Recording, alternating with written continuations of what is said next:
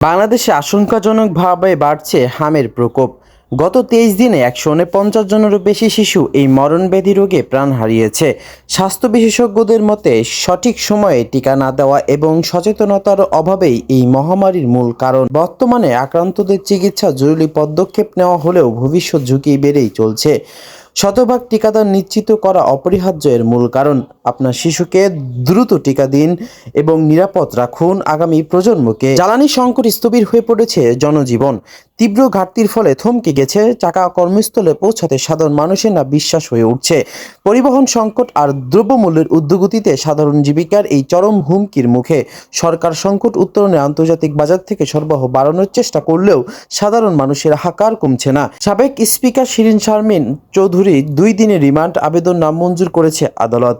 পুলিশের পক্ষ থেকে জিজ্ঞাসাবাদের জন্য রিমান্ডে জোর দাবি জানানো হলেও আইনি যুক্তি ও প্রেক্ষাপট বিবেচনায় আদালত নাকচ করে দেয়। এই সিদ্ধান্ত রাজনৈতিক অঙ্গনে বিভাগের নতুন আলোচনার জন্ম দিয়েছে।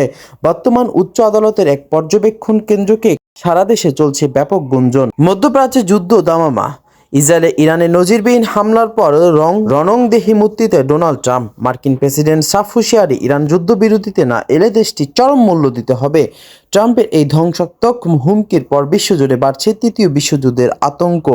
আমেরিকার কঠোর অবস্থান আর ইরানের পাল্টা প্রতিরোধ। মধ্যপ্রাচ্য এখন এক আগ্নেয়গিরির মুখে, যার প্রকোপ পড়ছে পুরো বিশ্ব রাজনীতিতে।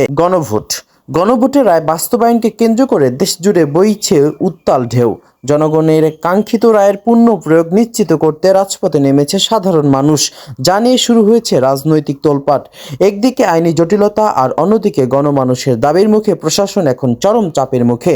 এ রায় দ্রুত বাস্তবায়ন নাকি দীর্ঘসূত্রিতা, কোন দিকে যাচ্ছে দেশের ভবিষ্যৎ তা নিয়ে দেশ জুড়ে চলছে টানটান উত্তেজনা। দ্বিপাক্ষিক সম্পর্ক জোরদার এবং তিস্তা পানি বন্টন ইস্যু নিয়ে বিশেষ সফরে দিল্লি পৌঁছেছেন বাংলাদেশ পররাষ্ট্রমন্ত্রী ডক্টর খলিলুর রহমান।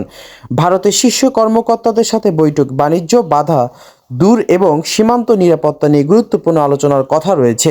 এই সফরের মধ্যে দিয়ে দুই দেশের কূটনৈতিক ও অর্থনৈতিক সহযোগিতার এক নতুন উচ্চতায় পৌঁছাবে বলে আশা করা হচ্ছে। বিসিবি নতুন অ্যাডহক কমিটির সদস্য হিসেবে জায়গা নিয়েছেন দেশের ওপেনার তামিম ইকবাল। বোর্ডের নীতি নির্ধারিত সময়ে নির্ধারিত পর্যায়ে তার এই অন্তর্ভুক্তি দেশের ক্রিকেট সংস্কারের এক নতুন দিগন্তের সূচনা করবে বলে মনে করছেন বিশেষজ্ঞরা।